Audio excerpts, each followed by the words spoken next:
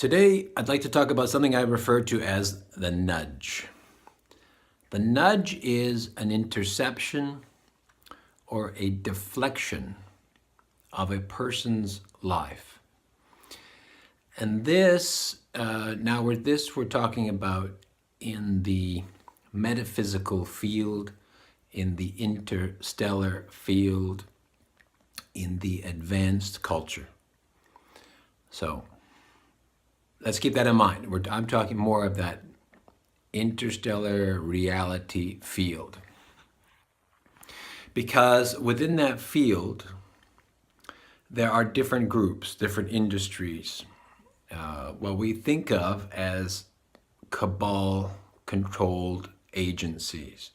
Now, some of these agencies can be government-related, some of them can be military-related, some of them can be intelligence-related, some of them can be part of that second civilization that have taken more advanced technology, have back-engineered technology.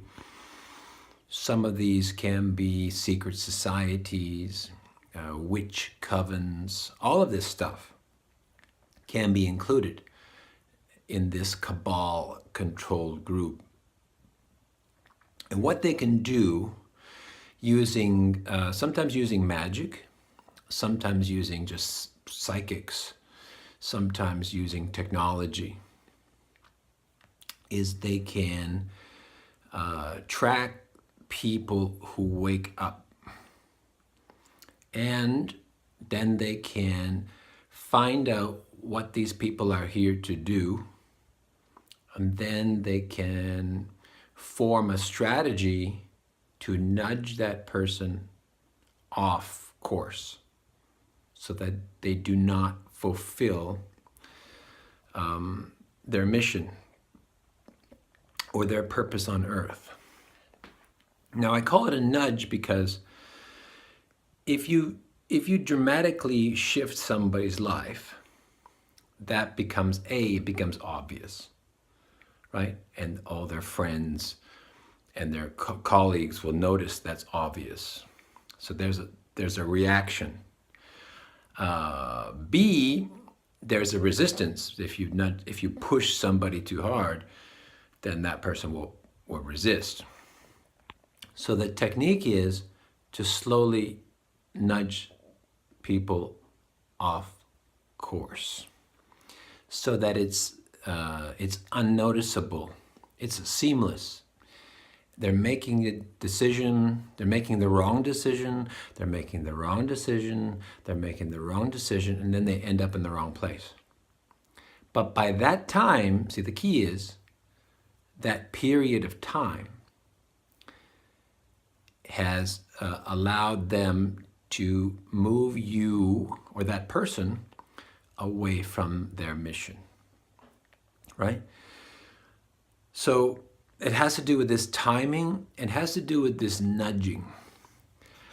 Now, as far as I understand, they have technology to detect a person's energy signature. And that energy signature can be detected using technology, can be detected using these psychic or magic magicians. There are some very powerful magicians in the world who can, with very little effort, understand things. They do exist. And those people can be employed. As well as there's technology that was handed over to them by the various stellar star being groups. And that technology was back engineered. So they can aim that technology and find out who is awake. They can find out DNA signatures. And they know the DNA signature of a star being. They know the DNA signature of a star seed. They know the DNA signature of an awakened person. And they can identify those people and then target them according to their resources. Now, they've been doing this for a long time, at least since the 50s, and definitely since the 60s. So that's like 50, 60 years that there has been this effort to target these people. But it's ongoing. And the idea is that if you nudge enough people off course, off mission, then the world order falls into disorder. Things fall out of balance. The vibration of the world starts to drop, right? So the frequency of reality drops. Why is it important? Because if the world is out of order, then the master controllers can come in here and then say, hey, look, the world is out of order. You know why?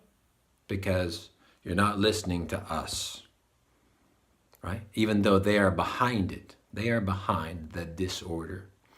So we're not talking about war and disease and false flags. I'm talking about nudging people, individuals, off mission, off course. So, for example, let's say you have a woman who, when she wakes up, she's going to open up a school for the blind. Right? She's going to open up a school for the blind. So to do that, she has to go to school to get a teaching certificate. Then she has to get special teaching for blind people. She has to learn. How to communicate with blind people, how to teach blind people. She might learn Braille. So she has all these things she has to go through. Then she opens up a school. Then she has to develop the school. Now, let's say that person is going to have a student, a blind student, who once educated at this blind school will begin to do some kind of let's say some activism on anti-vaccination. Just as an example. So a blind person starts talking about vaccines are bad. Don't use vaccines. And because this person is intelligent, because of their ability, because they're blind, maybe people feel sympathy, they have the influence. They get on television. Why are you talking about vaccines and how does it change things because you're blind? That person may have also become blind from a vaccine. That's why they're doing this. So when I was a kid, I took a flu shot and I've lost my vision.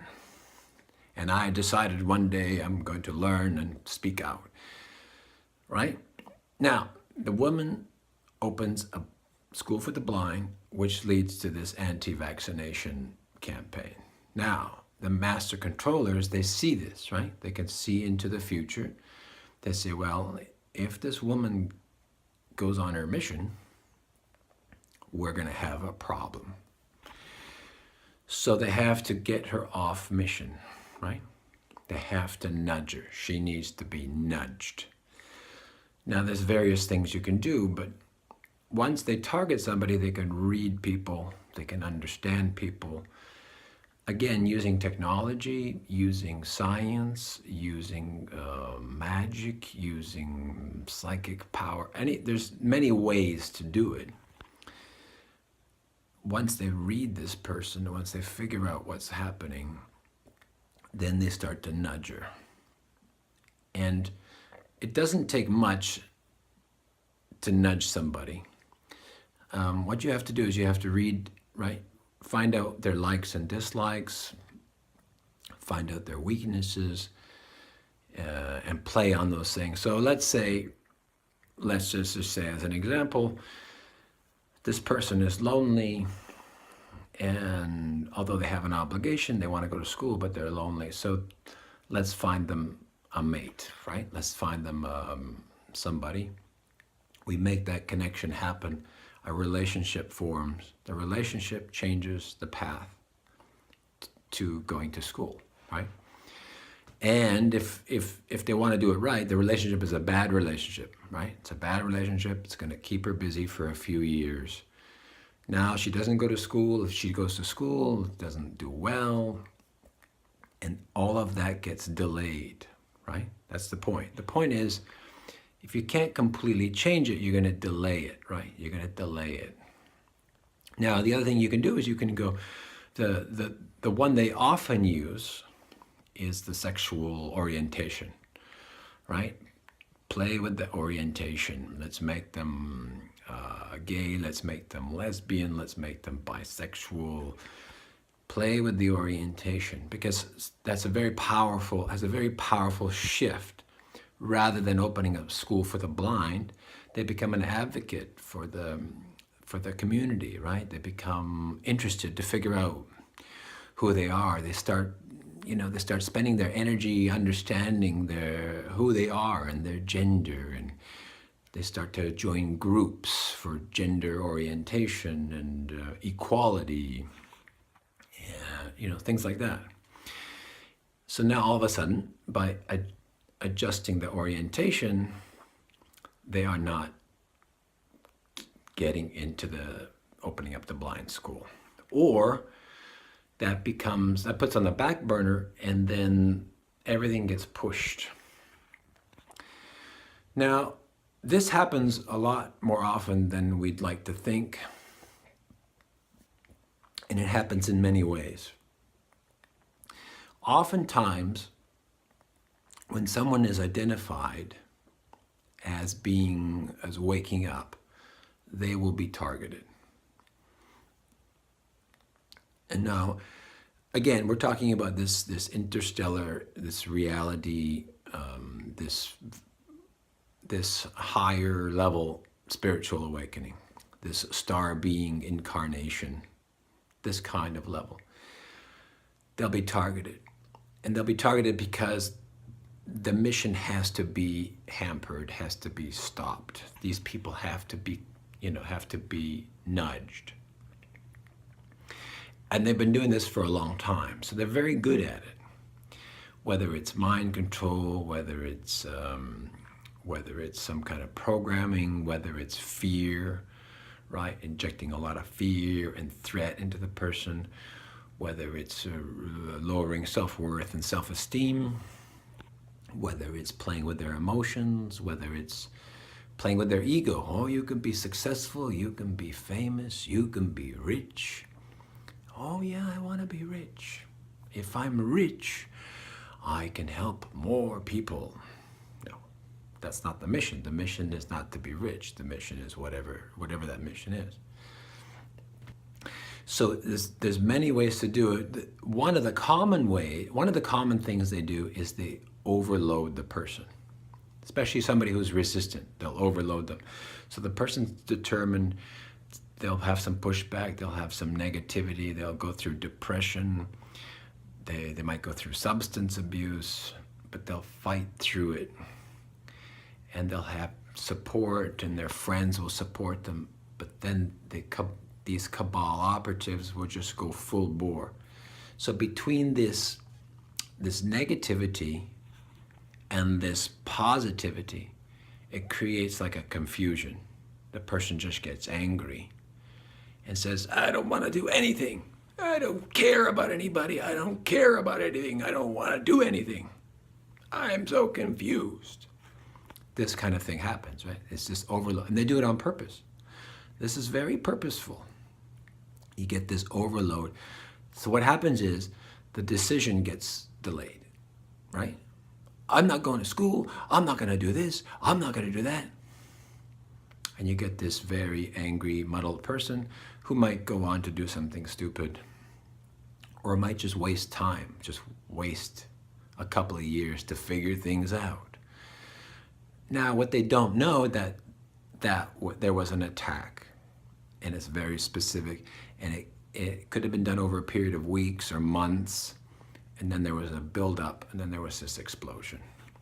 Now, the explosion happens, the person has to reconcile, friendships were injured, family relationships were muddled, so all of that has to be repaired, By the time they come back, could be months, could be years. They might, when they come back, they might even forget their original idea. And then years might go by, and they might think, wow, when I was young, why didn't I do that? When I was 19, I was all ready to do this, and then, right? And now I'm 31. So now those 11, 12 years have gone, right? Now, let me add this at the end. It's not always possible to know whether you've been nudged, whether you've been interfered with, whether you've been attacked. Usually people who are a bit more advanced, they can figure that out. They know when they're being attacked. For most people, they don't know. It's hard to separate. It's very innocuous. You might call it depression, but that might be an attack, right? You might call it something normal, but it's not. So it requires a lot of discernment, a lot of analysis. So it's not always easy to know, and it could be the case that there was no attack. It's just you're going through your own process, right? So some people might say it's an attack, but it's not. Some people might say it's not an attack, and it is. And the reason for this is because this is a topic you can't talk about. This is a topic that we can't talk about. These technologies are not publicly known. These groups of people are very clandestine. They work in the dark, and they don't like to be identified. And magic, if it's magic, people don't believe in magic. They don't understand magic. So that's hard to talk about. And then if there's aliens or star people, they don't exist. You can't talk about that. So it's very difficult to have a proper discussion when all of these topics are censored or suppressed. That's why you get people like me at least giving you something, because some of you have been attacked. The question is, what happened? How far are you off? And what were you supposed to do? Right? Because no point in getting upset. The thing is, let's get back to where we're supposed to be. Maybe you're just a little bit off. Maybe you're way off. Right? Whatever the case, get back to those points that you were nudged. Understand what was happening through some self-analysis, or get some help, and then try to work your way back. Now, if there's a lot of psychological things involved or emotional things involved, or if you're now in a very strange predicament or relationship, that makes everything more complicated. So the thing is, you work at your own pace and try to figure it out, because you're the best person to figure it out. Now, if you need help, then you find some assistance or therapy.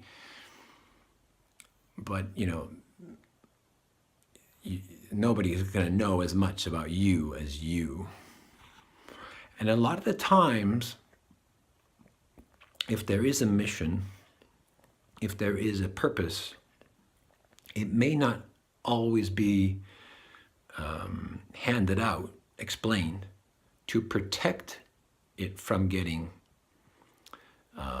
nudged, to protect it from being ruined. So you have to think that in mind too. So what you may recall is only a piece of the mission, but the full extent may not be known. And sometimes you can restart your purpose further down, because you kind of can make up the space through experience and trauma or experience, and then you can still get back to your mission, being creative and being persistent. So again, missions are protected to a large degree, especially important missions, and if the Cabal operative found out some information, they might have actually found out only a piece of the information. Or they only found out, they don't understand exactly what's happening. But they're paranoid, so their job is just to attack without understanding what's going on. In some cases, part of your mission includes being attacked, so that you can develop some of your abilities by defending yourself, right? Learning to defend yourself, to manage your emotions.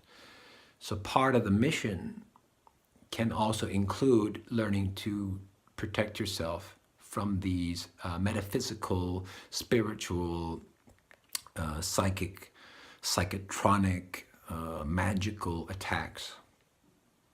And that part of that is actually developing your other persona, developing your other abilities, which can then be used for the real mission. So in some cases, this is me, the eternal optimist, in some cases, the Cabal are helping you, training. In some cases, they are destroying your life. They have ruined your life. But in some cases, they could be helping you. The glass is half full, the glass is half empty. In any case, your job is to complete your purpose, complete your mission. Now, whether you're 10 years behind or 5 years behind or just a little bit off, or you got a substance abuse problem, or you're married to the wrong person, or you have the wrong career, whatever that may be, those things, you can find a way to work through that.